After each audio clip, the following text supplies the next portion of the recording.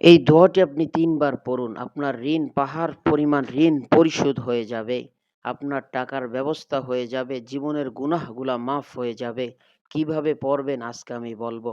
সবে সবে বরাত শুরু হয়ে গেছে, শাবান মাস শুরু হয়ে গেছে। এই ভিডিওটি আপনার জন্য।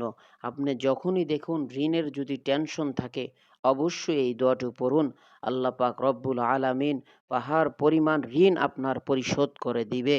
তাই দর্শক, আমি শেষ সময় বলবো কিভাবে ঋণ পরিশোধ করার জন্য আপনি এই দোয়াটি পড়বেন।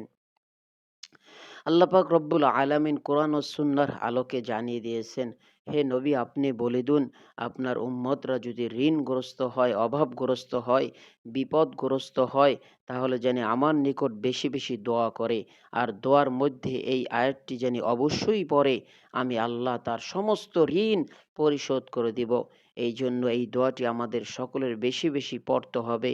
তাই বেশি না বড় করে এখনই আমি বলছি কিভাবে আপনারা এই দোয়াটি পড়বেন।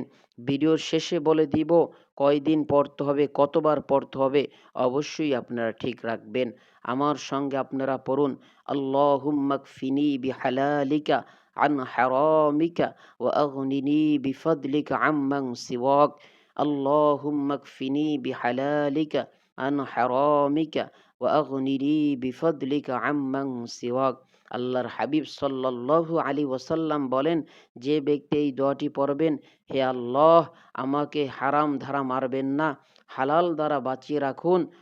ও আগনিনি বিফদলিকা আম্মাং সিওয়াক, হে আল্লাহ আমাকে ধনী বানিয়ে দিন, আল্লাহ আমাকে ঋণগুলো পরিশোধ করার তৌফিক দান করে দিন। যে ব্যক্তি এই দোয়া একাধারে 40 দিন, আমি এখন বলতেছি, যে ব্যক্তি এই দোয়া একাধারে 40 দিন প্রতি আসরের নামাজের পর 100 বার পড়বে, আল্লাহ পাক রব্বুল আলামিন তাহার সমস্ত ঋণ তো পরিশোধ করে দিবেই দিবে, এবং তাহাকে আল্লাহ পাক রব্বুল আলামিন ধনীর খাতায় নাম লেখাইয়া দিবে। আজকে এই পর্যন্তই। ওয়া আখির দাওয়ানা আনিল হামদুলিল্লাহি রাব্বিল আলামিন।